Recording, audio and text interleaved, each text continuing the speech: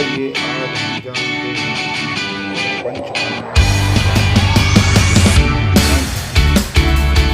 उनका नाम क्या है। मंदोदरी, अहिल्या और तारा का संबंध रामायण काल से है। वहीं द्रौपदी और कुंती महाभारत से संबंधित हैं। ये पांचों स्त्रियां दिव्य थीं। एक से ज़्यादा पुरुषों के साथ संबंध होने के बाद भी इन्हें बेहद पवित्र माना गया है। आइए जानते हैं कौन थी ये पंचकन्याएं और क्या है इनका जीवन। अहिल्या, जो कि गौतम ऋषि की पत्नी थी और अहिल्या नाम से भी इनको जाना जाता है। बहुत से लोग अहिल्या जी को पंचकन्याओं में सबसे प्रमुख मानते हैं और कई दस्तावेजों में यह उल्लेख भी है। और अहिल्या को स्वयं ब्रह्मा ने ही बनाया था। वहीं कुछ दस्तावेज ये भी कहते हैं कि उनका संबंध सोमवंश से था। अहिल्या का घमंड।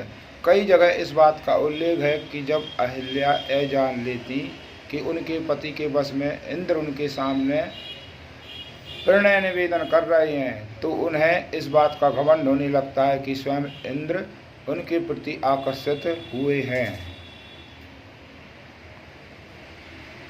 अब हम जानते हैं तारा के बारे में।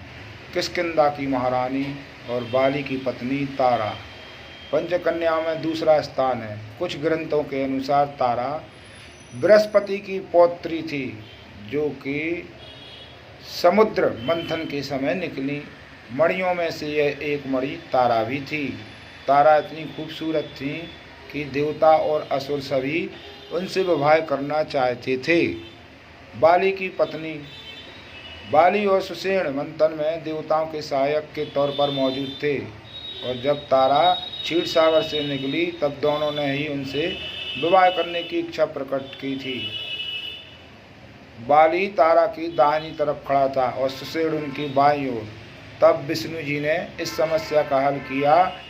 जो व्यक्ति कन्या की दाहिनी ओर खड़ा होता है वह ही उसका पति और बाईं ओर खड़ा होने वाला उसका पिता होता है। ऐसे में बाली का तारा का पति और घोषित किया गया। मंदोदरी। तीसरा नाम है मंदोदरी। असुर सम्राट रावण की पत्नी मंदोदरी, जिसने रावण के हर बुरे कदम पर खेद प्रकट किया, उसे हर बुरा काम करने से रोका।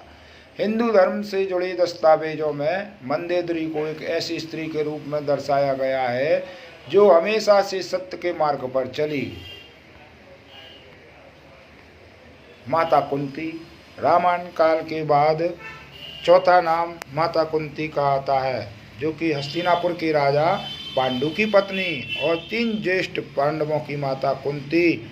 और ऋषि दुर्वासा ने एक ऐसा मंत्र दिया था जिसके अनुसार वह जिस भी देवता का ध्यान कर उनका मंत्र जाप करेंगी वह देवता उन्हें पुत्र रत्न प्रदान करेगा। मंत्र का प्रभाव, कुंती को इस मंत्र के प्रभाव को जानता था, इसलिए एक दिन उन्होंने भगवान सूर्य का ध्यान कर उस मंत्र का जाप आरंभ किया। सूर्यदेव उन्हें प्रकट हुए और उन्हें एक पुत्र प्रदान किया और वह पुत्र कर्ण था।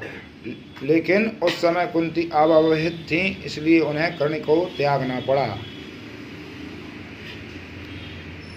द्रौपदी। द्रौपदी भी पंचकन्याओं में से एक हैं। 5 पतियों की पत्नी बनने वाली द्रौपदी का एक व्यक्तित्व काफी मजबूत था। स्वयंवर में से किसी के दौरान अर्जुन को अपना पति स्वीकार करने वाली द्रौपदी को कुंती के कहने पर 5 भाइयों की पत्नी बनकर रहना पड़ा।